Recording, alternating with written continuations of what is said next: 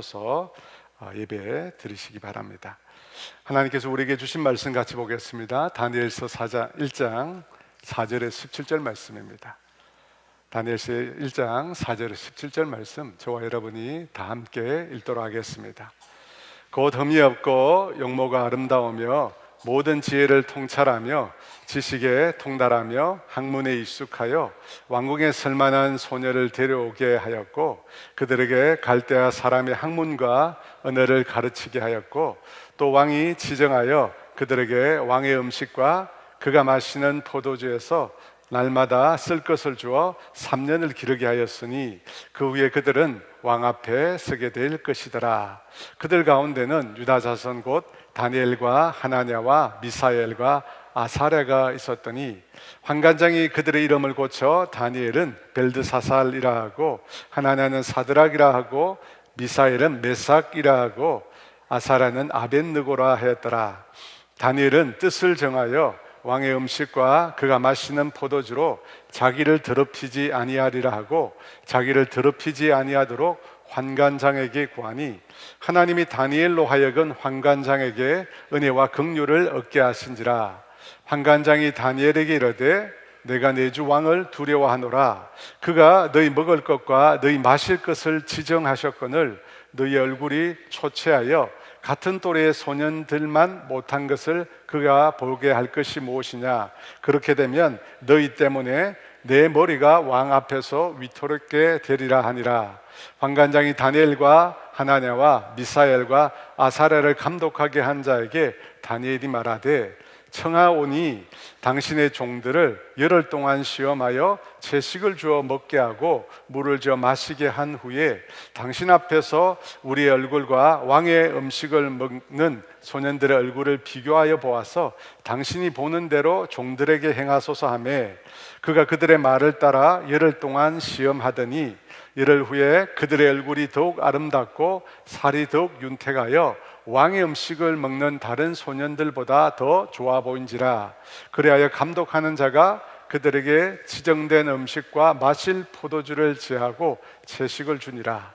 하나님이 이 네 소년에게 학문을 주시고 모든 서적을 깨닫게 하시고 지혜를 주셨으니, 다니엘은 또 모든 환상과 꿈을 깨달아 알더라. 아멘. 하나님 말씀과 또 여러분 들으신 은금을 위해서 함께 기도합니다. 하나님 아버지, 감사합니다. 매일의 은혜가 아니고 하나님의 도우심이 아니고는 살아갈 수 없는 연약한 자들입니다. 하나님이 매일의 은혜를 베풀어 주셔서 감사합니다. 무엇보다도 또한 함께 모여서 하나님을 예배할 수 있는 귀한 은혜를 주심을 감사합니다. 하나님, 예배의 현장 가운데 주의 성령님께서 우리 가운데 친히 운행하여 주시기를 원합니다. 성령님, 우리 가운데 운행하여 주시고 우리 각 사람 가운데 충만히 임하여 주시기를 원합니다. 성령님을 통해서 하나님의 말씀을 깨닫고 하나님의 임재를 경험하는 그런 예배의 현장 되게 하여 주시옵소서. 우리 사랑하는 성도들이 오늘 이 예배의 현장에 나오며 주께서 주신 것으로 물질의 경배를 드렸습니다. 하나님, 그 물질의 경배를 흠양하여 주시옵소서. 그리고 믿음으로 기쁨으로 감사함으로 드린 손길들마다 하나님께서 그 손에 넘치도록 풍성하게 다 채워 주시옵소서. 감사하며 예수님의 이름으로 기도합니다. 아멘. 부모님들에게 자기 자녀가 어떤 신앙의 인물이 되기를 원하느냐라고 질문을 하면 많은 경우 요셉과 다니엘을 꼽습니다. 저희도 둘째 아들의 태명이 사실 다니엘이었습니다. 왜냐하면 성경의 인물 중에 흠을 찾기 어려운 인물이 바로 이 두 사람이기 때문입니다. 요셉과 다니엘입니다. 저도 다니엘을 정말 좋아합니다. 어릴 때부터 사자굴 이야기를 비롯해서 다니엘에 관한 정말 좋은 얘기를 많이 들었습니다. 그래서 앞으로 또 기회가 된다면 다니엘이 살았던 곳이 페르시아거든요. 지금의 이란 땅입니다. 저도 그 땅에 가고 싶은데요, 갔다 온 분들의 얘기를 들어보니까 아직 그곳에 이 다니엘에 관한 유적들이 남아있다고 합니다. 다니엘서 1장을 보면 그 장의 끝이 이렇게 끝이 납니다. 1장 21절에 다니엘은 고레스 왕 원년까지 있으니라. 이 다니엘에 대해서 말을 하면서 그가 고레스 왕 원년까지 있었다고 합니다. 이 고레스는 다니엘서 1장의 배경이 된 바벨론 제국 이후에 페르시아의 왕입니다. 그러니까 바벨론, 메데, 페르시아 이 3만국의 시대에 다니엘이 다 살았다는 것입니다. 그것도 느부갓네살, 벨사살, 다리오, 고레스라고 하는 4명의 왕이 다스리던 시대에 총리의 자리까지 다니엘이 올랐습니다. 여러분, 다니엘이라는 사람은 유대 포로민입니다. 남유다 왕국이 바벨론 제국에 의해서 멸망을 당했을 때 3차례에 걸쳐서 포로로 사람들이 잡혀갔는데, 첫 번째 바벨론 땅에 포로로 잡혀가던 시기에 다니엘도 포로로 잡혀갔던 것입니다. 그런 포로민의 신분으로 바벨론, 메데, 페르시아 이 3왕국에서 4명의 왕이 다스리던 시대에 뛰어난 정치가로 그 이름을 떨쳤다라고 하는 것은 지금도 이전에도 있을 수가 없는 일입니다. 왕국이 다른데, 나라가 다른데 어떻게 관리도, 그것도 최고 관리로 등용이 될 수 있겠습니까? 그래서 학자들 중에는 다니엘이라는 이름으로 여러 사람이 존재했다라고 주장하는 분들도 있습니다. 왜냐하면 성경에 나타나는 다니엘의 행보가 실제 역사에서는 거의 불가능하기 때문입니다. 하지만 성경은 다니엘이 한 사람임을 말하고 있고, 그가 오랜 시간 동안 하나님의 손에 붙들려서 너무나 귀하게 쓰임을 받았다고 말씀하고 있습니다. 그래서 저와 여러분도 이 다니엘처럼 그렇게 하나님의 손에 붙들려 쓰임 받기를 원하는 마음에서 오늘 말씀을 함께 나누어 보고자 합니다. 여러분, 오늘 본문의 바벨론 제국 이전에 중근동 지역에서 그 힘을 떨쳤던 제국은 아시리아입니다. 성경에서는 아수르라고 나오는데, 이 제국에 의해서 북쪽 이스라엘 왕국이 멸망을 당합니다. 그런데 그 아수르 제국을 무너뜨리고 중근동의 패권을 차지한 나라가 다름 아닌 바벨론 제국입니다. 이 바벨론 제국과 그 이전에 있었던 이 아시리아 제국의 여러 차이점이 있는데, 그 중에 하나가 바로 자신들이 정복한 포로민들에 대한 처우였습니다. 바벨론 제국은 이 포로민들을 어떻게 했느냐면, 포로민들 중에서 유능한 자들을 찾아서 바벨론 제국의 신하로 삼았습니다. 물론 그것의 주된 목적은 포로민들을 잘 통제하기 위해서였습니다. 그렇게 선발된 유능한 젊은이들에게 바벨론식의 교육을 시켰습니다. 그 내용이 4절에 나옵니다. 우리 4절 말씀 같이 읽어보겠습니다. 곧 흠이 없고 용모가 아름다우며 모든 지혜를 통찰하며 지식에 통달하며 학문에 익숙하여 왕궁에 설만한 소년을 데려오게 하였고, 그들에게 갈대아 사람의 학문과 언어를 가르치게 하였고. 바벨론 왕 느부갓네살은 선발된 유대 청년들에게 3가지 명령을 내렸습니다. 그것이 무엇입니까? 먼저는 바벨론 사람의 학문과 언어를 배우게 했습니다. 둘째로는 왕이 지정한 음식과 포도주를 먹고 마시게 했습니다. 그리고 3번째는 그들의 이름을 계명했습니다. 다 아시듯이 다니엘과 세 친구는 왕이 지정한 음식과 포도주를 거부했습니다. 하지만 다른 나머지 2가지는 받아들였습니다. 바벨론의 학문과 언어를 배웠고 자신들의 이름도 바꾸었습니다. 여러분, 왜 나머지 2가지는 받아들였는데 왕의 음식과 포도주는 거부했을까요? 무슨 차이가 있습니까? 신앙의 본질적인 내용과 신앙의 본질적이지 않는 내용 사이의 차이입니다. 다니엘과 세 친구는 신앙의 본질적인 내용을 침해하는 규정은 받아들이지 않았습니다. 반면에 본질적인 내용이 아니라 비본질에 가까운 규정들은 그들이 수용했습니다. 그것이 학문과 언어, 그리고 소위 창시 계명이었습니다. 물론 바벨론의 학문과 언어를 받아들이고 배우는 것도 쉬운 일은 아닙니다. 왜냐하면 다니엘과 세 친구가 태어나면서부터 배운 것과 너무나 달랐기 때문입니다. 여러분, 그들은 태어나면서 부모의 이름을 부르기 전에 하나님의 이름을 부릅니다. 무슬림들도 보니까 부모의 이름을 부르기 전에 알라의 이름을 먼저 부르게 한다고 합니다. 마찬가지로 유대인들도 부모의 이름을 부르기 전에 여호와 하나님의 이름을 부르고 하나님의 말씀을 배웁니다. 하나님께서 온 세상을 창조하셨고 모든 인생을 만드셨다는 내용을 배웁니다. 하나님만이 참 신이며 하나님 외에는 그 어떤 신도 이 세상에 존재하지 않는다는 것입니다. 인생의 모든 생사화복을 하나님께서 주관하신다고 그들이 배웠습니다. 그런데 바벨론의 학문과 언어는 전혀 다른 가치관과 세계관을 가지고 있습니다.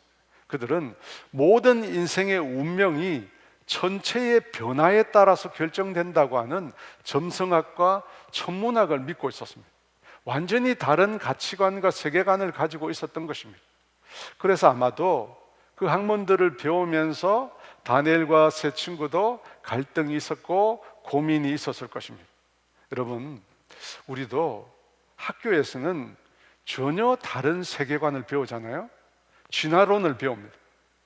교회에 오면 하나님이 세상을 만드셨다고 하고 하나님께서 인간을 남자와 여자로 만드셨다고 배우는데, 학교에 가면 진화론, 용불용설, 자연도태설, 적자생존설 이런 거 배웁니다. 요즘에는 또 자신의 의사에 따라서 성별을 결정할 수 있는 자기 성별 결정권 이런 걸 배웁니다. 여러분, 얼마나 혼란스럽겠습니까? 저는 문학을 전공을 했는데 이 소설책과 같은 일반 서적을 읽는데 어려움이 많았습니다. 두려움이 있었어요. 왜냐하면 그 책 속에 나오는 이야기들이 때로는 성경을 바탕으로 하는 내용인데 너무나 비성경적인 내용들이 많기 때문입니다. 이 성경과 조화가 되지 않아서 일반 책들을 읽을 때 많이 힘들었습니다. 이 이문열 씨의 사람의 아들이나 이예수의 들깨, 이런 작품들을 보면 그리스도인들로 하여금 매우 혼란스럽게 만듭니다. 예수님을 부정하는 내용들이 그 속에 많이 나오거든요. 그래서 그 책을 읽고 실제로 신앙을 떠난 사람들도 많이 있습니다. 이 성경보다 그런 소설이나 책을 더 신뢰한 것입니다. 여러분, 이걸 보면 우리에게 사물을 분별할 수 있는 능력이 참 필요하다는 사실을 깨닫습니다. 진리와 비진리뿐만 아니라 본질, 신앙의 본질과 신앙의 비본질을 우리가 분별할 수 있는 능력이 반드시 있어야 합니다. 여러분 아십니까? 처음 교회 안에 장의자, 여러분 아시죠? 긴 의자가 들어왔을 때 교회를 망치는 일이라고 바닥에 앉아서 농성하던 일이 있었습니다. 지금 생각하면 너무나 웃기는 일이죠. 피아노가 처음 교회에 들어왔을 때도 이것은 술을 마시는 바에서 사용하는 악기라고 해서 사탄의 악기가 교회에서 들어왔다고 반대하는 일이 많았습니다. 사랑하는 여러분, 우리는 신앙의 본질적인 요소와 비본질적인 요소를 구분할 수 있어야 합니다. 그리고 비본질적인 요소에 대해서는 유연성을 가질 필요가 있습니다. 그래서 다니엘과 세 친구는 어떻게 합니까? 바벨론의 학문과 언어를 받아들였습니다. 절대적인 진리는 아니지만 그들에게 유용한 것으로, 바벨론을 이해하는 도구로 그것들을 받아들였던 것입니다. 계명도 마찬가지입니다. 다니엘이란 이름은 하나님은 재판관이다, 하나님께서 모든 인생의 통치자다라는 뜻입니다. 그런데 벨드사살이란 말은 벨이 생명을 지킨다. 여러분, 이 벨은 바벨론 신의 이름입니다. 하나님은 은혜를 베푸신다라는 뜻입니다. 여러분, 얼마나 좋은 이름입니다. 그런데 사드락, 바벨론 달의 신 아코의 명령이라는 뜻입니다. 이름이 완전히 바뀝니다. 미사엘, 하나님은 누구신가? 그 이름 대신에 역시 바벨론 신의 이름 메삭, 누가 아코인가? 라는 이름으로 바뀝니다. 여호와께서 도우신다라는 아사레를 바벨론 신 나부스를 섬기는 자라고 하는 아벳느고로 바뀌었습니다. 여러분, 이 이름이라고 하는 것은 다른 사람과 나를 구별하는 기능이 있습니다. 그뿐만 아니라 이름 속에는 나의 존재 의미, 가치, 소망, 운명 등을 담습니다. 그러니까 이름을 함부로 지으면 안 되는 것입니다. 이전에 다니엘과 그 세 친구는 자신의 이름을 들을 때마다 누구를 생각했습니까? 그 이름 속에 담겨 있는 하나님을 생각할 수 있었습니다. 하지만 창시 계명을 통해서 드는 자신의 이름을 통해서 하나님을 생각할 수 없게 되었습니다. 그래서 분명히 혼란스러웠을 것입니다. 하지만 그것조차도 그들이 받아들였습니다. 왜냐하면 그 이름이 자신들의 신앙을 바꿀 수 있는 것은 아니었기 때문입니다. 그것은 모두 비본질적인 것에 속했기 때문입니다. 그랬던 그들이 받아들일 수 없는 것이 있었습니다. 8절 말씀에 나오는데요, 우리 같이 읽습니다. 다니엘은 뜻을 정하여 왕의 음식과 그가 마시는 포도주로 자기를 더럽히지 아니하리라 하고 자기를 더럽히지 아니하도록 환관장에게 구하니, 왕의 음식과 그가 마시는 포도주를 받아들일 수 없었다고 합니다. 그것들이 자신들을 더럽힌다고 합니다. 음식 자체가 오염되어 있다는 뜻은 아닐 것입니다. 이 더럽힌다는 말을 보면 이 왕의 음식과 포도주가 이스라엘 백성이 지켜야 되는 음식법에 위배되는 것이었을 것입니다. 여러분, 이 바벨론에서 먹는 음식들은 이스라엘 백성들이 먹는 음식과 다릅니다. 저는 이 성지순례로 이집트와 튀르키예를 갔는데 그곳에는 무슬림들이 사는 곳입니다. 여러분 들어보셨겠지만 그곳은 할랄이라고 하는 의식을 치른 육류만 먹을 수 있습니다. 그것들은 알라의 이름으로 도살된 것이고, 또 돼지고기나 술, 혈액, 도축전 죽은 동물이나 육식 동물 등은 금지합니다. 마찬가지로 당시 이스라엘 백성들도 먹을 수 있는 음식이 제한되어 있었습니다. 레위기 11장에 보면, 우리가 제일 읽기 힘든 성경이 레위기인데 그 11장에 보면 그런 내용이 나와요. 굽이 갈라져 쪽발이 되고 새김질을 하는 짐승은 잡아서 먹어도 되지만 굽이 갈라지지 않거나 새김질을 하지 않는 짐승은 먹을 수 없다고 되어 있습니다. 그래서 돼지고기를 유대인들은 먹지 않습니다. 굽이 갈라져 족발이지만 새김질을 하지 못하기에 부정한 음식입니다. 먹으면 어떻게 됩니까? 더러워지는 것입니다. 사랑하는 여러분, 이 출애굽한 이스라엘 백성이 가나안 땅에 들어가기 전에 하나님께서 이 음식에 관한 규례를 만드셨습니다. 왜 이 음식에 관한 규례를 만드셨을까요? 음식에 있어서 정한 것과 부정한 것이 있듯이 이스라엘 백성으로 하여금 정한 것과 부정한 것을 구별하게 하시기 위해서입니다. 이 부정한 것에 대한 올바른 인식을 그들에게 심겨주시기 위해서 이 음식법을 만든 것입니다. 왜 그렇습니까? 가나안 땅은 온갖 부정한 것으로 가득 차 있기 때문입니다. 온갖 더러운 풍습과 더러운 종교 행위가 만연해 있다는 것입니다. 그들 가운데 살면서 하나님께서는 그 백성들을 정결하게 지키길 원하셨습니다.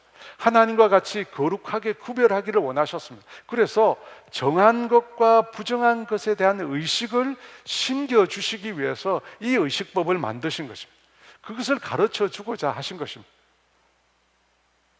다니엘과 세 친구도 이 왕 먹도록 주어진 이 왕의 음식이 이스라엘의 이 음식법에 근거해 볼 때 부정한 음식이었을 것입니다. 그래서 그들이 거부했습니다. 그뿐만 아니라 이 음식이 문제가 있는 이유는 또 한 가지가 있는데, 그 이유는 이 왕의 음식과 포도주는 먼저 우상에게 바쳐진 것이었기 때문입니다. 여러분, 그 음식을 먹는 것은 자기 몸을 더럽히는 것입니다. 자신의 신앙을 훼손하는 것입니다. 왜냐하면 우리의 몸이라고 하는 것은 우리의 것이 아니기 때문입니다. 고린도전서 6장 19, 20절은 이렇게 말씀합니다. 우리 같이 읽어볼까요? 너희 몸은 너희가 하나님께로부터 받은 바 너희 가운데 계신 성령의 전인 줄을 알지 못하느냐? 너희는 너희 자신의 것이 아니라 값으로 산 것이 되었으니 그런즉 너희 몸으로 하나님께 영광을 돌리라. 여러분, 이런 이유 때문에 다니엘과 세 친구는 왕의 음식과 포도주를 받아들이지 않은 것입니다. 물론 여러분, 지금 우리는 이것을 지키지 않습니다. 여러분, 지금 우리는 이걸 지키잖아요. 왜 지키지 않습니까? 예수님의 복음 안에서 모든 음식에 대한 규례가 효력을 잃어버렸기 때문입니다. 예수님께서 이런 말씀을 하셨습니다. 마가복음 7장 15절에 무엇이든지 밖에서 사람에게로 들어가는 것은 능히 사람을 더럽게 하지 못하되, 밖에서 들어오는 음식은 사람을 더럽게 하지 못한다고 했습니다. 그뿐만 아니라 사도행전 10장에 보면 베드로에게 보여주신 환상 가운데 주님께서 음식에 대한 규례가 폐지되었음을 말씀하십니다. 사도행전 10장 14, 15절에 베드로가 이르되 주여 그럴 수 없나이다. 속되고 깨끗하지 아니한 것을 내가 결코 먹지 아니하였나이다 한데, 또 두 번째 소리가 있어되 하나님께서 깨끗하게 하신 것을 내가 속되다 하지 말라 하더라. 여러분, 바로 이 말씀 때문에 우리가 모든 음식을 다 먹어도 되는 것입니다. 다만 우상에게 바쳐진 음식은 먹지 않는 것이 유익합니다. 고린도전서 8장 7절에 이렇게 말씀합니다. 그러나 이 지식은 모든 사람에게 있는 것은 아니므로 어떤 이들은 지금까지 우상에 대한 습관이 있어 우상의 제물을 알고 먹는 거로 그들의 양심이 약하여지고 더러워지느니라. 사도 바울은 어떤 말을 했느냐면, 시장에서 파는 고기를 묻지 말고 먹으라고 했습니다. 당시에 시장에서 파는 음식도 우상에게 먼저 바쳐진 경우가 많았습니다. 그런데 그것을 묻지 말고 그냥 먹으라고 했습니다. 먹으라고 했습니다. 다만 누군가가 우상에게 바친 것이라고 말을 해서 그 내용을 알게 되면 그 다음에 어떻게 합니까? 다른 믿음의 형제들의 신앙을 위해서는 먹지 말라는 것입니다. 믿음이 약한 자들이 시험에 들 수 있으니까 우상에게 바쳐진 것이다 라고 하는 사실을 알게 되면 그것은 먹지 말라는 것입니다. 그렇지 않으면 먹는 것에 대해서 성경은 금하지 않습니다. 다니엘은 이처럼 왕의 음식과 그가 마시는 포도주로 자신을 더럽히지 않겠다고 했습니다. 그 말씀을 성경이 전하면서 다니엘이 뜻을 정하여 그 일을 행했다고 합니다. 오늘 말씀의 주제인데요, 뜻을 정하여. 여러분, 이 말이 무슨 뜻일까요? 이 뜻이라고 하는 히브리 원어는 레브라는 단어입니다. 이 단어는 문자적으로 심장을 의미합니다. 근데 이 단어가 성경에 사용될 때 마음, 정신, 의지, 감정이라고 번역이 되었습니다. 이 단어가 사용된 성경 구절을 보니까 이런 말씀이 있습니다. 잠언 4장 23절인데요, 이 말씀 같이 읽어보겠습니다. 모든 지킬 만한 것 중에 더욱 내 마음을 지키라. 생명의 근원이 이에서 남이니라. 내 마음을 지키라. 이게 마음에서, 여기 마음이 바로 레브라는 단어입니다. 여러분, 레브, 내 마음을 지키라. 여러분, 우리의 마음이 중요합니다. 왜 그렇습니까? 생명의 근원이 그 마음에서 난다고 합니다. 우리의 생명이, 우리의 삶이 마음에서 난다는 것입니다. 여러분, 우리가 가지고 있는 모든 영적인 기능, 우리의 신앙도 어디에서 날까요? 저와 여러분이 믿고 있는 이 신앙도 이 마음에서 나는 것입니다. 마음에서 나. 그래서 여러분, 내 마음을 어떻게 쓰느냐, 내 마음을 어떻게 내가 쓰느냐에 따라 내 신앙의 삶이 완전히 달라집니다. 여러분, 핵심은 마음이에요. 분명 우리가 믿음을 갖게 되는 거, 예수님을 믿는 믿음을 갖게 되는 것은 전적인 하나님의 선물입니다. 하나님의 은혜를 주셔야 우리가 믿음을 가질 수 있습니다. 하나님께서 우리에게 믿음을 은혜로 선물로 주셔야 그때 우리가 믿음을 갖게 된다는 것입니다. 여러분, 이것이 다른 종교와 기독교 신앙의 구별되는 특징입니다. 우리의 믿음은 나에게서가 아니라 하나님에게서 먼저 출발한 것입니다. 믿음은 하나님이 주셨습니다. 하지만 그 주신 하나님의 믿음을 받아들이는 것은 누구의 몫입니까? 여러분, 선물을 주는 것은 하나님의 일입니다. 그런데 그 선물을 받아들이는 것은 누구의 몫입니까? 우리 자신의 몫입니다. 내가 믿기로 내가 하나님께서 나에게 주신 그 말씀을 믿기로 내가 작정하는 것입니다. 내가 결단한 것입니다. 내가 결정하는 것입니다. 그래서 성경이 이렇게 말씀합니다. 로마서 10장 10절 말씀 같이 읽어볼까요? 사람이 마음으로 믿어 의에 이르고 입으로 시인하여 구원에 이르느니라. 하나님이 우리에게 믿음이라는 걸 주십니다. 근데 그 믿음을 내가 마음으로 내가 믿기로 하는 것입니다. 내가 믿기로 하는 거예요. 내가 마음으로 결단하는 것입니다. 바로 다니엘은 그 마음으로 하나님의 법을 지킬 것을 스스로 결단한 것입니다. 여러분, 이것이 중요합니다. 마음의 결단이 중요합니다.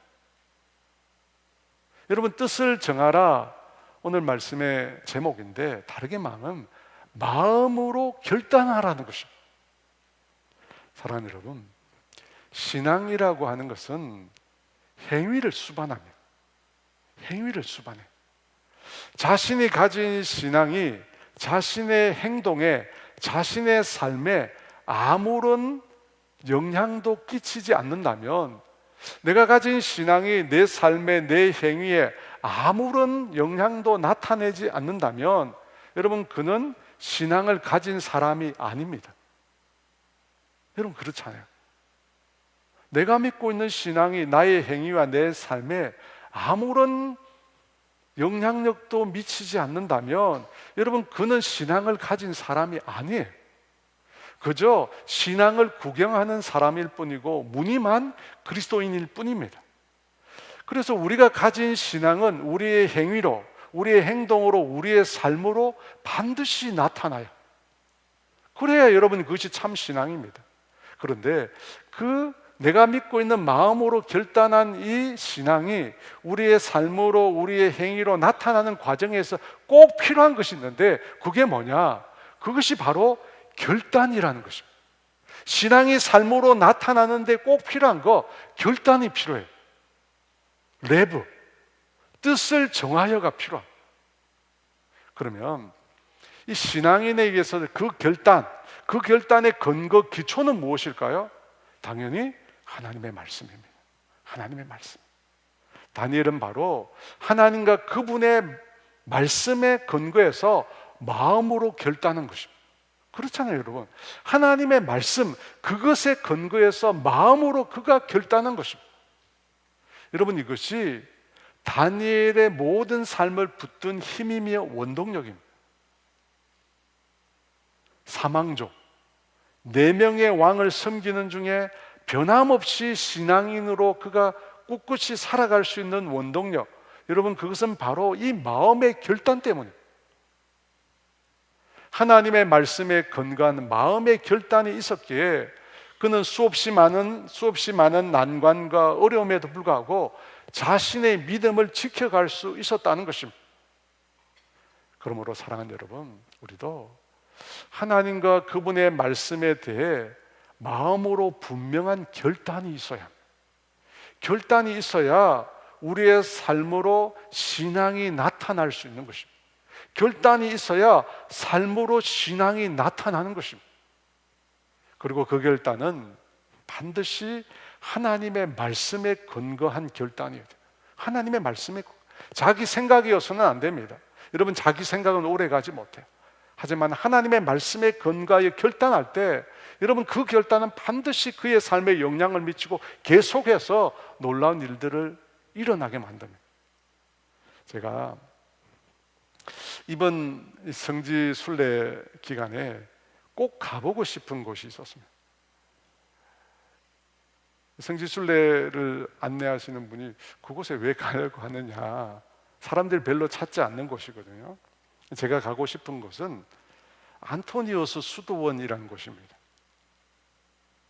수도원이라고 하니까 굉장히 낯설고 천주교에서 하는 곳 아니냐 생각할 수 있는데, 여러분, 종교개혁 이전에는 개신교와 천주교가 같은 뿌리였잖아요. 그래서 이 3세기 수도원은 개신교의 유적이기도 합니다. 우리나라 표현으로 하면 이 기도원에 가깝지 않나 생각이 듭니다.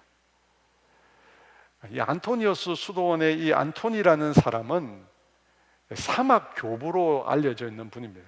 그가 이 수도원이라는 운동을 처음 시작했던 사람입니다. 그가 그 운동을 어떻게 시작했을까요? 주후 251년 이 안토니는 이집트의 부유한 기독교 가정에서 태어났습니다. 일남일녀 장남으로 태어났는데 18, 20살쯤 되었을 때 부모님을 여의게 되고 여동생과 단 둘이서 살게 되었습니다. 그때 안토니우스는 자신이 앞으로 어떻게 살아갈 것인가에 대해서 깊이 고민하게 되었습니다. 그때 우연히 교회에서 이 말씀을 듣게 됩니다. 마태복음 19장 21절 말씀. 예수께서 이르시되 내가 온전하고자 할진대 가서 내 소유를 팔아 가난한 자들에게 주라. 그리하면 하늘에서 보화가 내게 있으리라. 그리고 와서 나를 따르라. 이 말씀을 듣게 됩니다. 부자 청년에게 예수님이 하신 말씀이잖아요. 이 말씀을 듣고 안토니가 그 마음으로 결단을 내립니다. 그래서 부모님께 상속받은 모든 재산을 그 주변의 마을 사람들과 가난한 사람들에게 다 나눠주게 됩니다. 그리고 자기 동생을 친분이 있는 여인들에게, 동네 여인들에게 맡깁니다. 후에 그 동생은 수녀원에 들어가게 됩니다. 그렇게 삶을 정리한 이후에 그때부터 안토니우스는 자기 손으로 일을 하며 생계를 꾸립니다. 그리고 기도와 성경 말씀에 몰두합니다. 그는 성경 말씀대로 살기 위해서 성경을 통째로 외우고 다녔다고 합니다. 35살이 되었을 때 안토니우스는 하나님과 더 친밀한 관계를 맺기 위해서 사막으로 향하게 됩니다. 그리고 20년이 지난 주 305년 안토니우스가 54살이 되었을 때 사람들이 그를 본받고자 찾아오는데 그가 문을 열어주지 않으니까 사람들이 그의 집을 강제로 부숩니다. 그리고 그에게 영적인 도움을 청합니다. 그런 사람들, 안토니우스에게 영적인 도움을 청하기 위해서 찾아온 사람들과 함께 수도원 공동체를 그가 만들게 됩니다. 그 공동체가 시작된 곳이 어디냐면 홍해 근처에 콜짐산이라는 곳입니다. 콜짐산. 방금 첫 번째 나왔던 사진에서 본 곳입니다. 여러분 그곳에 가면 그 콜짐산 자락에 안토니우스가 늘 기도했던 굴이 있습니다. 기도굴이 있어요. 제가 그곳에 올라갔어요. 이 빨간색으로 표시되어 있는 것이 그 굴입니다. 그리고 오른쪽에 있는 사진이 그 굴의 앞에 전경입니다. 안토니우스는 20년 넘게 이 굴을 떠나지 않았다고 합니다. 늘 이곳에서 기도했습니다. 딱 2번 이 굴에서 나왔는데 한 번은 이 알렉산드리아라는 곳에서 그리스도인들에 대한 박해가 있었을 때 그 소식을 듣고 그곳에 있는 믿음의 형제들을 위로하기 위해서 그곳으로 갔다고 합니다. 또 한 번은 이단 문제 때문에 저 산에서 내려왔는데요. 여러분 기독교 교리 중에서 가장 중요한 교리 중 하나가 삼위일체 교리입니다. 당시 이 삼위일체 교리를 확립한 사람이 아타나시우스라고 하는 분입니다. 이분을 도와서 아리우스라고 하는 이단을 단죄하기 위해서 그가 또 이 산을 내려와서 그 굴을 떠나서 알렉산드리아를 방문했다고 알려져 있습니다. 여러분 수도원에서 알렉산드리아까지 거리가 450km의 광야길입니다. 그 길을 걸어서 갔다고 합니다. 그 2번을 빼놓고 안토니우스는 이 굴을 떠나지 않고 늘 기도했습니다. 제가 굴 속에 들어갔는데 겨우 한 사람이 이렇게 기어서 들어갈 수 있습니다. 서서는 못 들어가고요. 기어서 이렇게 들어갔는데 그 안에 보니까 이 안토니우스가 손을 대고 늘 기도했던 돌이 있었습니다. 얼마나 기도를 많이 했으면 이 돌이 다 벗겨져 있어요. 이 그 돌 옆에 보면 한 사람이 옆으로 이렇게 웅크려 누우면 겨우 누울 수 있는 아주 좁은 공간이 있어요. 그 좁고 어두운 공간에서 안토니우스는 기도하면서 지냈다고 합니다. 사랑하는 여러분, 기독교 교회 역사에서 가장 중요한 교리가 삼위일체의 교리와 그리스도의 인성과 신성에 관한 교리입니다. 앞서 언급했듯이 이 삼위일체 교리에 대한 치열한 논쟁이 알렉산드리아라고 하는 이집트 땅에서 있었습니다.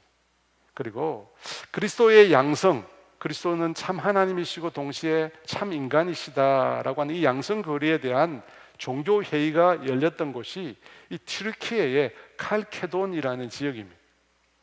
제가 그곳들을 알렉산드리아와 칼케돈을 제가 방문을 했는데 그곳을 방문하면서 너무 가슴이 아팠습니다. 왜냐하면 그 장소가 사라지고 있거든요. 무슬림들에 의해서 이 기독교 유적지가 다 소실이 되었습니다.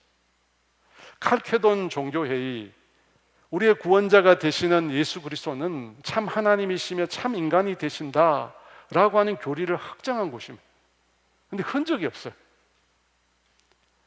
선교사님의 안내를 따라서 그 회의가 실제로 열렸던 그 장소에 갔는데 이 길가에 표시는 없고요. 길가에 돌로 된 몇 개의 벤치가 있어요. 표시도 없어요. 그곳에서 종교회의가 열렸다고 선교사님이 안내를 해주셨는데 보통 사람들은 다 몰라요. 근데 그곳에서 무슨 일이 있냐면 이 무슬림들이 그곳에 모여서 담배를 피고 있어요. 여러분, 무슬림들은 술을 먹지 않기 때문에 담배를 굉장히 많이 핍니다. 그걸 보면서 제 마음이 막 무너지는 거예요. 위대한 신앙의 사람들이 정말 오랜 시간 동안 하나님의 말씀을 연구하고 기도한 끝에 예수 그리스도에 대한 교리를 확정한 곳인데 흔적조차 없고 기억조차 남아있지 않으니까 마음이 아픈 거예요. 제가 그걸 보면서 참 많이 실망했는데 저는 이 안토니우스가 기도했던 그 굴 속에서 참 위로를 받았습니다. 그리스도를 위하여 자신의 마음을 결단하여 평생 그 결단을 지키며 살았던 그를 생각하면서 위로를 얻게 되었습니다. 여러분, 그 굴 속에서 들어갔다가 그곳에 있는 한 이집트인을 만났어요. 네, 자기가 목사라고 그러더라고요. 기도하라고 왔대요. 인상만 봐도 여러분 묻지 않아도 그리스도인임을 알 수 있을 것 같습니다. 이 같은 사람들이 이집트 각지에서 안토니우스처럼 기도하기 위해서 그 바위산을 오른다고 합니다. 그 얘기를 들으니까 또 위로가 되더라고요. 사랑하는 여러분, 내가 믿는 신앙이 내 행동으로, 내 삶으로 반드시 나타나야, 삶으로 나타나지 않는다, 죄송합니다만 그 신앙은 가짜입니다. 내가 믿는 신앙, 내가 참으로 주님을 믿고 따른다면 내 행동 가운데, 내 삶 가운데 반드시 그것은 나타나요.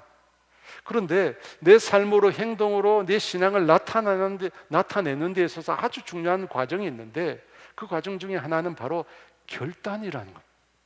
마음으로 결단해요. 하나님의 말씀에 근거해서 하나님의 뜻대로 살겠다고 마음의 결단이 있어야 돼요. 마음의 결단이 있어요. 그리고 여러분, 그 결단을 우리가 지켜가야 돼요.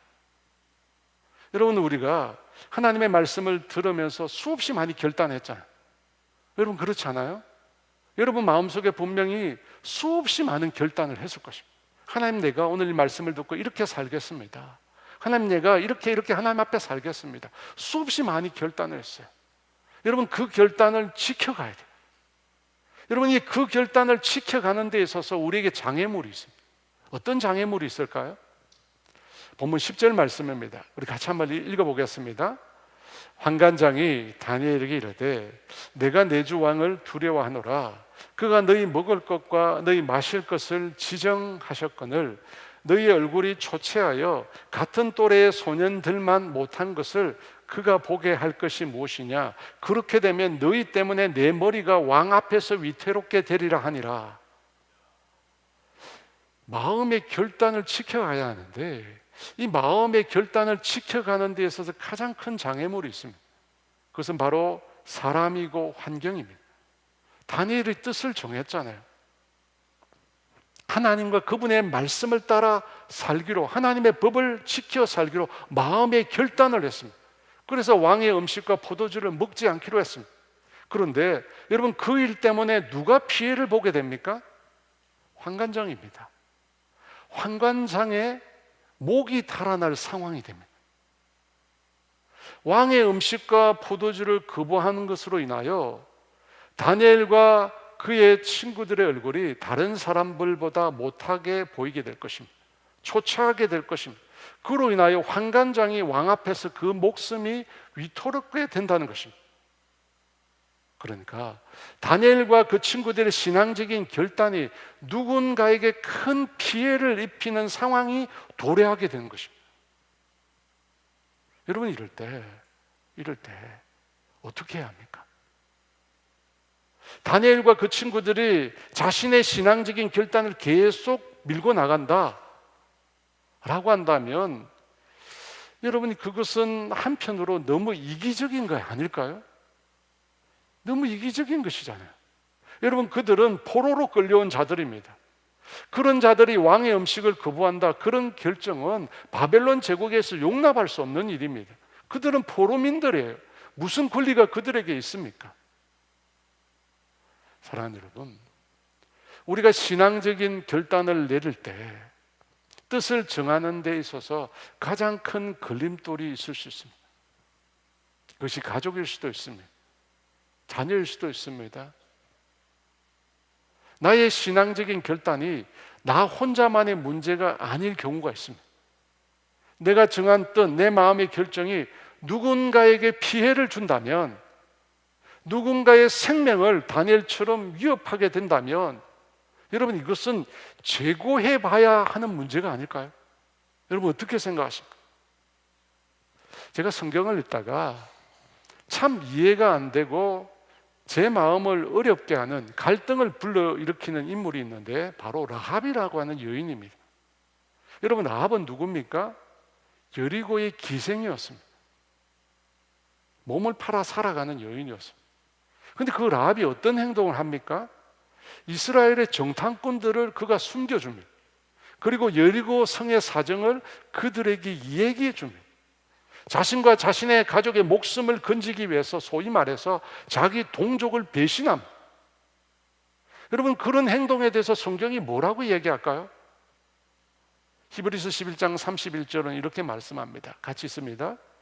믿음으로 기생 라합은 정탐꾼을 평안히 영접하였으므로 순종하지 아니한 자와 함께 멸망하지 아니하였도다. 성경은 라합을 믿음의 사람이라고 얘기합니다. 이스라엘 정탐꾼들을 평안히 영접했고, 그래서 순종하지 아니하는 자들과 함께 멸망하지 않았다고 얘기합니다. 성경은 철저히 하나님의 관점에서 말을 하고 있습니다. 하나님께서 라합을 어떻게 보시느냐, 그 관점에서 말하고 있다는 것입니다. 하지만 세속적인 관점에서 보면, 인간적인 관점에서 보면 라합이라고 하는 여인은 용서받을 수 없는 여인입니다. 민족의 배신자요, 반역자의 매국노입니다. 여러분, 그렇지 않습니까? 그런 라합은 우리는 어떻게 이해할 수 있을까요? 사랑하는 여러분, 여리고의 기생 라합은 하나님의 편에 서기를 원했습니다. 그래서 여리고의 삶과 결별을 했습니다. 그녀는 여리고에 머물기를 원치 않았습니다. 여러분, 이것이 그녀의 마음의 결단이었습니다. 분명 여리고에 많은 사람들이 있었습니다. 그들도 이스라엘의 여호와 하나님에 대해서 분명히 들었습니다. 홍해를 마른 땅으로 건너게 하시고 아모리 왕 시온과 바산 왕 옥을 멸하신 일을 들었습니다.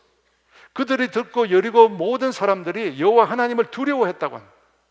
하지만 정작 하나님을 붙들고 믿음의 결단으로 나아간 사람은 라합에는 아무도 없었습니다.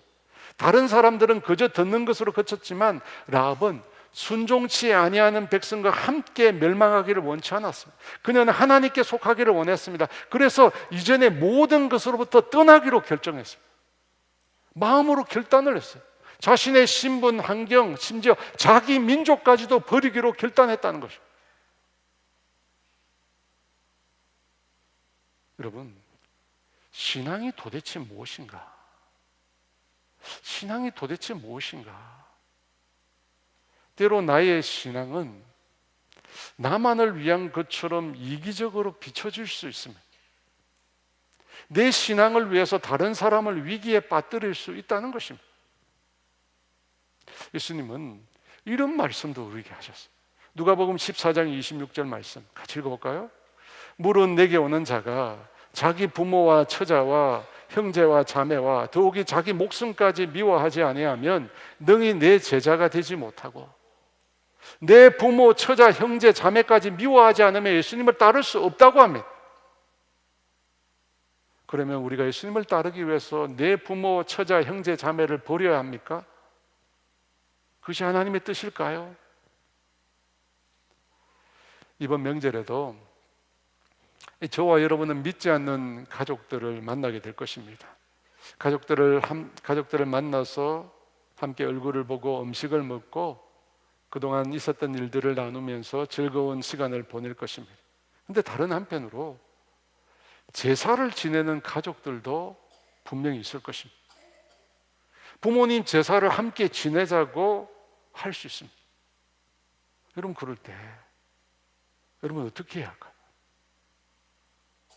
가족과의 우애를 위해서 제사상에 머리 숙이고 절해야 합니까? 성경은 우상 숭배라고 말씀하는데 가족과의 관계 때문에 우리가 그렇게 행동해야 할까요? 그렇게 행동하지 않으면 가족 중에 누군가는 너는 부모님이 없냐? 부모님 섬길 줄 모르느냐? 그런 소리도 하게 될 텐데, 여러분, 그런 소리를 듣는 우리의 마음은 어떨까요? 사랑하는 여러분, 우리의 신앙의 결단은 분명 장애물을 만나게 됩니다. 다른 사람들과 갈등을 일으킬 수 있고 다른 사람에게 피해를 줄 수 있습니다. 그리고 심지어 다니엘처럼 목숨을 위태롭게 만들 수도 있습니다. 그때 우리는 어떻게 해야 합니까? 끝까지 내 신앙만 고수해야 합니까? 여러분, 너무 이기적이라고 생각 들지 않습니까? 근데 오늘 성경은 하나님을 믿고 신앙적인 그 결단을 지켜가라고 말씀합니다. 11절에 13절 말씀 우리 같이 읽습니다. 환관장이 다니엘과 하나냐와 미사엘과 아사랴를 감독하게 한 자에게 다니엘이 말하되, 청하오니 당신의 종들을 열흘 동안 시험하여 채식을 주어 먹게 하고 물을 주어 마시게 한 후에 당신 앞에서 우리의 얼굴과 왕의 음식을 먹는 소년들의 얼굴을 비교하여 보아서 당신이 보는 대로 종들에게 행하소서 하며. 여러분, 이 구절은 다니엘의 지혜를 엿볼 수 있는 구절입니다. 그런데 여러분, 여기서 의문이 드는 부분이 있습니다. 다니엘은 지금 뭐라고 이야기합니까? 열흘 동안 채식과 물을 먹은 자신들과 왕의 음식을 먹은 다른 소년들을 비교해 보라고 합니다. 비교해 보라. 예전에 이 부분을 설명하면서 채식이 육식보다 더 윤택할 수 있다라고 적은 글을 본 적이 있습니다. 일명 채식주의자의 해석입니다. 여러분, 과연 채식을 하면 육식보다 더 얼굴이 윤택할까요? 그렇지 않습니다.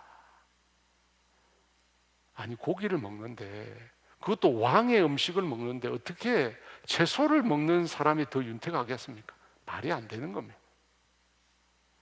저는 다니엘이 왕의 음식보다 채식과 물이 자신을 더 윤택하게 할 수 있다, 채소를 먹어도 물만 마셔도 더 윤택할 수 있다라고 믿었다 생각하지 않습니다.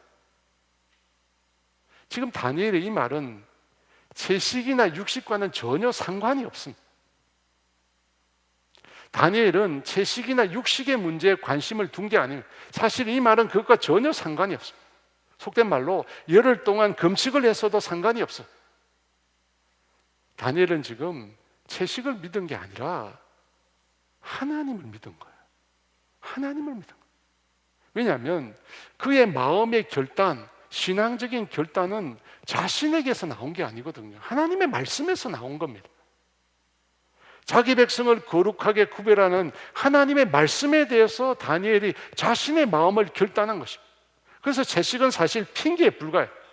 환관장이 다니엘과 그 세 친구 때문에 자기 목숨이 위태로워질 것 같다라고 말하니까 그냥 채식을 던진 거예요. 채식은 중요한 내용이 아닙니다. 다니엘이 말하고자 하는 내용은 뭐냐면 자신은 절대 왕의 음식을 먹지 않겠다는 거예요. 먹지 않겠다는 그 말을 하려는 거예요. 여러분, 이것은 다니엘서 3장 17, 18절에 나오는 풀무불 앞에서의 사드락과 메삭과 아벳느고가 한 말과 동일한 말이라고 할 수 있습니다. 그들이 뭐라고 얘기했습니까? 같이 읽어볼까요? 왕이여, 우리가 섬기는 하나님이 계시다면 우리를 맹렬히 타는 풀무불 가운데에서 능히 건져내시겠고 왕의 손에서도 건져내시리이다. 그렇게 하지 아니하실지라도 왕이여, 우리가 왕의 신들을 섬기지 아니하고 왕이 세우신 금신상에게 절하지도 아니할 줄을 아옵소서. 여러분, 그들이 말하는 게 뭐예요? 금신상에 절대 절하지 않겠다는 거예요. 죽어도 절하지 않겠다는 거예요. 다니엘이 한 말을 이 세 친구의 말로 바꾸어 보면 왕의 음식을 먹은 다른 소년들의 얼굴과 비교해 보라는 거예요. 그리고 당신이 하고 싶은 대로 하라는 거예요. 만약 우리가 그 소년들보다 더 초췌해서 우리 얼굴이 형편없어서 당신이 왕으로부터 질책을 당하면 그때 우리를 노예로 삼든지 더 심하게 말해서 죽인다 해도 나는 절대로 안 하겠다는 거예요. 절대로 나는 왕의 음식을 먹지 않겠다는 거예요. 그 말이에요. 채식은 핑계예요, 여러분. 다니엘이 하고 싶은 말은 내가 절대로 왕의 먹을 음식을 먹지 않겠다는 거예요. 그러면서 다니엘이 열흘의 시간을 요청했습니다. 여러분, 그 열흘의 시간은 무엇을 말하는 것일까요? 뭐 채소를 먹고 물을 마시면서 얼굴을 막 가꾸고 윤택하게 만드는 시간일까요? 아닙니다. 그 열흘의 시간은 기도의 시간이에요. 다니엘은 열흘 동안 계속 기도한 거예요. 자신의 마음이 흔들리지 않도록, 어떠한 상황이 일어나도 어떠한 문제가 생겨도 자신의 마음의 결단이 변하지 않도록 그가 기도한 겁니다. 사랑하는 여러분, 우리가 다니엘 신앙을 배우기를 원합니다. 하나님의 말씀 위에 자신의 마음을 결단했다면 그 어떤 상황이 와도, 그 어떤 문제가 와도, 그 어떤 어려움이 와도 그 결정을 번복해서는 안 되는 것입니다. 그것으로 인하여 고통을 받고 버림을 당하고 심지어 사람들로부터 해코지를 당해도 결코 변해서는 안 되는 것입니다. 다니엘이 그랬잖아요. 하나님을 향한 자신의 신실한 마음의 결단, 끝까지 포기하지 않았습니다. 그렇게 아니하실지라도, 심지어 그 문제 때문에 자신이 죽는 한이 있어도 하나님만 섬기겠다는 거예요. 하나님만 따르겠다는 겁니다. 그 신앙의 결단에 대해서 하나님 어떻게 응답하셨습니까? 여러분 다 잘 아실 거예요. 15절 말씀 같이 있습니다. 열흘 후에 그들의 얼굴이 더욱 아름답고 살이 더욱 윤택하여 왕의 음식을 먹는 다른 소년들보다 더 좋아 보인지라. 17절입니다. 하나님이 이 네 소년에게 학문을 주시고 모든 서적을 깨닫게 하시고 지혜를 주셨으니 하나님은 또 모든 환상과 꿈을 깨달아 알더라. 사랑하는 여러분, 예수님이 말씀하신 미워하지 아니하면이라는 말은 완고급법입니다. 완고급법이에요. 가족들보다 주님을 먼저 하라는 것, 주님을 먼저 우선에 두라는 것입니다. 그래서 마태복음에서는 더 사랑하는 이라는 말로 표현했습니다. 가족보다 주님을 더 사랑하라는 것이죠. 너 자신보다 주님을 더 사랑하는. 왜? 믿지 않는 자들과 믿지 않는 가족과 함께하면 그것은 결국 망하는 길이기 때문에, 믿지 않은 자들과 함께 같이 망하는 것, 그것은 참된 지혜가 아니기 때문에, 부모, 형제를 사랑한다면서 제사와 같은 이것도 못 해주나? 여러분 말을 하겠지만 부모, 형제를 사랑합니다. 하지만 주님이 먼저라고 말해야 하는 거예요. 주님이 먼저라고. 여러분, 그 마음의 결단이 부모, 형제를 구원해요. 내가 그 사람들의 비율을 맞춰서 그 사람들이 구원받는 게 절대로 아닙니다. 그런 일은 일어나지 않습니다. 절대 그런 일은 일어나지 않아요.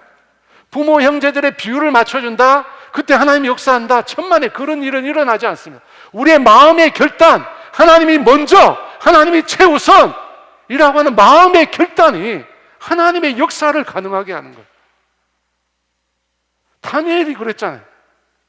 그의 마음의 결단, 그것이 하나님의 역사를 가능하게 한 거예요. 여러분, 인간적인 생각은 부모 형제들을 생각해서 제사를 함께 드리는 것입니다. 그런데 여러분, 그 제사 가운데 하나님 역사하지 않습니다. 역사하실 수가 없습니다. 왜 그렇습니까? 하나님은 당신의 말씀대로 역사하시는 분이시기 때문입니다. 사랑하는 여러분, 사도 바울은 모든 것을 배설물로 여기고 내 주 그리스도를 아는 지식이 가장 고상하다, 가장 높다고 얘기했습니다. 그리스도를 믿는 신앙이 가장 최선의 가치라는 것입니다. 내 인생의 모든 것을 다 팔고 사야 하는 것이 바로 그리스도를 믿는 신앙입니다. 여러분, 그것은 결코 그 어떤 것과 타협할 수 없는 것입니다. 타협할 수 없는 것. 그러므로 주님의 말씀에 근거해서 여러분 마음으로 결단하십시오. 그리고 그 결단을 지켜가십시오. 그 어떤 어려움이 와도, 그 어떤 힘든 일이 와도 그 결단을 지켜가십시오. 그러면 하나님께서 반드시, 다니엘에게 응답하신 그 하나님께서 반드시 저와 여러분의 삶에도 응답하실 것입니다. 그 은혜를 경험하는 저와 여러분 모두가 되시기를 주의 이름으로 축원합니다. 우리 주님 말씀하시면이라는 찬양인데요, 이 찬양 함께 드리며 주 앞에 함께 나아가겠습니다.